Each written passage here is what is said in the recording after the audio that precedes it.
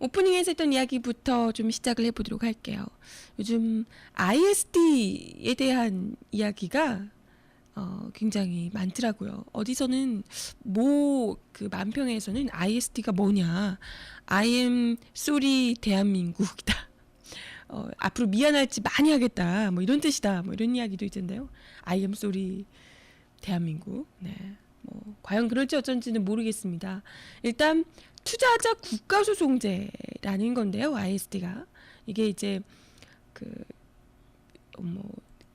기업들이 국가 간에 이 한미 FTA에서 미국의 이제 기업들이 우리나라 뭐 공공시설이나 국가 지원 체제 뭐 이런데 뭐 의의를 제기할 수 있는, 소송을 제기할 수 있는 뭐 이런 게 되기 때문에 주권을 침해할 소지가 크다. 뭐 이런 지적이 지금 뭐 나오고 있는 거고요. 여기에 반해서 정부 여당 쪽에서는, 보수 언론 쪽에서는 이게 뭐냐, 이거 ISD는 남들 다 하는 거다. 그렇게 큰 문제가 되는 거 아니다. 이런 식으로 이야기를 하고 있습니다. 그래서 언론들마다 특히 오늘 언론에서 ISD에 대한 각자 서로 다른 아주 첨예한 입장을 내놓고 있는데요. 이에 대해서 과연 어떤 의미를 지니는지 이야기를 좀 드려볼 필요가 있을 것 같아요. 저번에 FTA 관련해서 저희가 발칙한 브리핑으로 조태근 기자와 인터뷰를 나눠봤는데요. 그때 이야기를 했던 게 ISD 같은 경우에 이게 과연 잘 될 것인가 의문스럽다. 특히나 이제 미국 같은 경우에는 이런 그 국가 소송 제기했을 때 미국에 있는 기업들이 져본 적이 없기 때문에 이런 게 왔을 때 누가 과연 ISD의 혜택을 보게 될 것인가. 일방적으로 우리나라는 한미 FTA에서 우리나라는 피해국이 될 수밖에 없다. 뭐 이런 이야기를 했었던 바 있거든요. 그죠? 근데 과연 어떻게 정부 여당에서는 이야기를 하고 있는지 일단은 볼게요. 우선 중앙일보입니다. 여기에 너무 절절한 기사가 하나 실렸어요. 김종훈 통상교섭본부장이요, 직접 편지를 보냈다고 해요. 이게 뭐냐면요, 제목이 이거예요. 제목이 진짜 완전 손발 쫙 오그라드는, 뭐라고 하냐면요, 이제 2살 된 내 손녀 FTA로 세계 누빌 권리 누구도 빼앗을 수 없다. FTA로 내 2살 된 손녀가 전 세계를 누빌 수 있게 내가 딱 다 만들어놨는데 이거 누가 뺐냐 이거죠.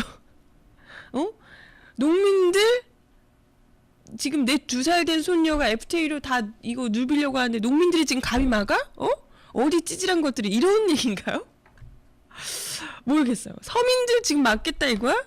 어디 찌질한 국민들이 내 2살 된 손녀가 FTA를 전 세계 누리겠다는데 뭐 이런 이야기이신가요? 뭐 모르겠는데, 아무튼 뭐 이것만 보면 마치 우리 자라나는 세대들이 FTA를 통해서 전 세계를 누비면서 정말 글로벌한 주역으로 거듭날 수 있을 것 같은 이런 착각을 하게끔 만들어주는 이런 글이 아닐 수가 없는데요.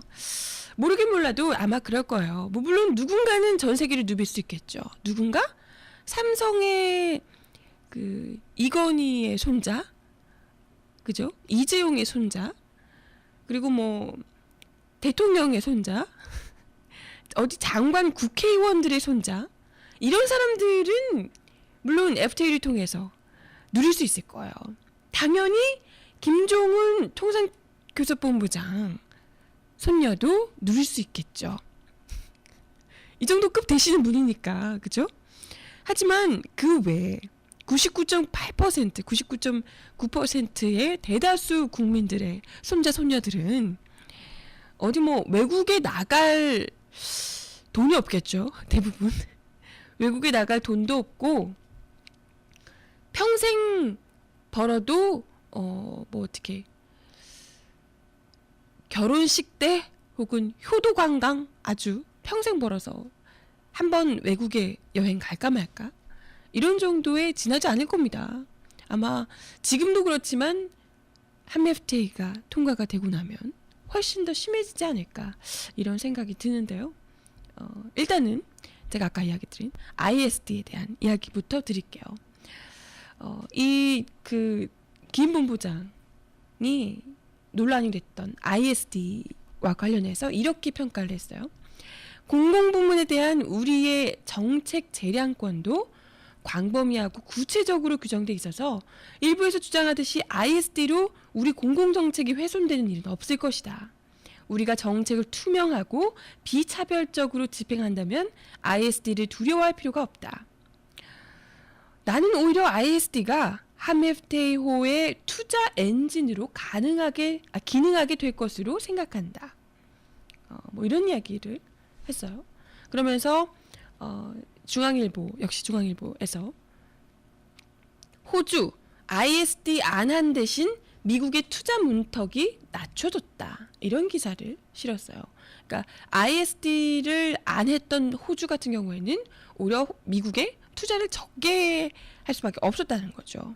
그러니까 투자를 더 할 수 있었는데 이걸 못했다는 거지. 그러니까 ISD가 외국인 투자를 끌어오는데 정말 중요한 역할, 좋은 역할을 해줄 수 있다. 이런 기사를 싣고 있는 겁니다.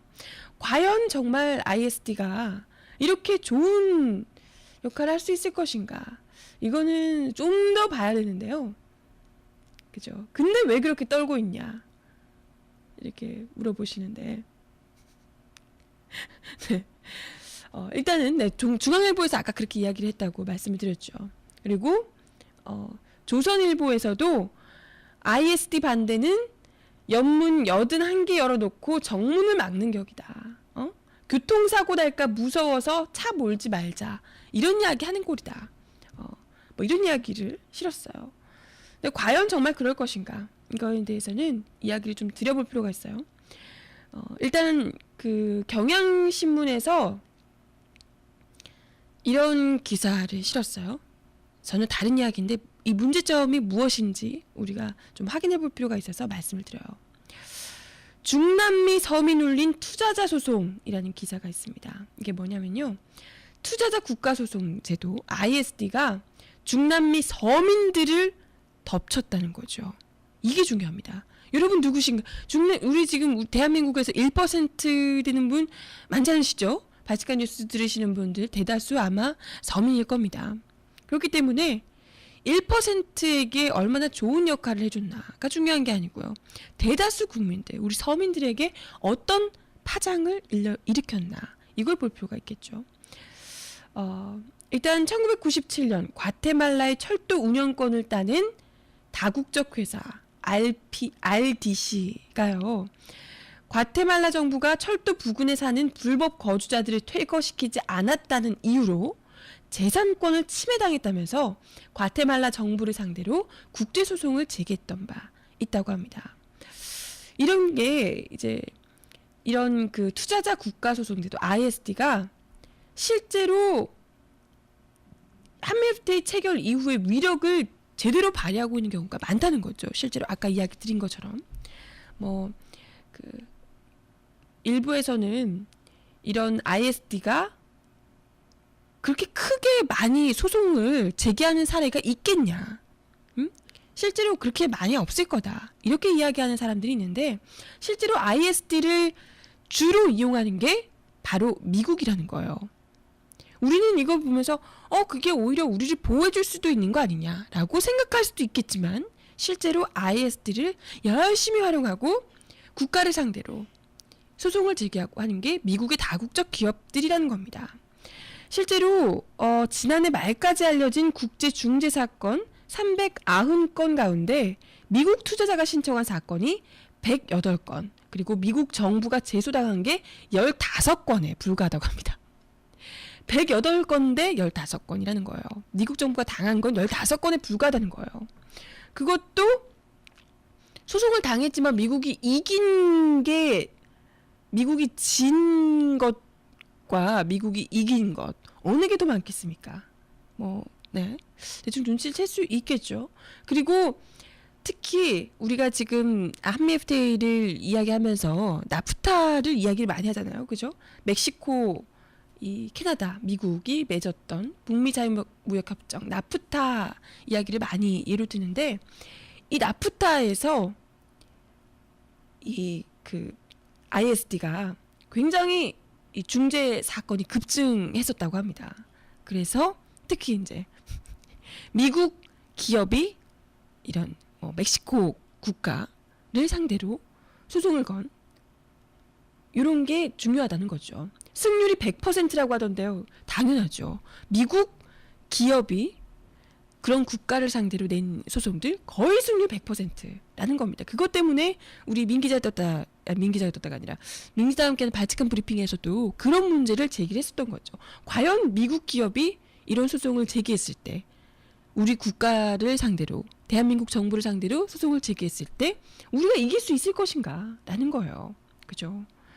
그래서 외국인 투자자가 이게 얻을 수 있는 게 단지 거액의 배상금 뿐만이 아니고 중재 심판까지 가지도 않고서도 국가 정책 자체를 무력화할 수 있다.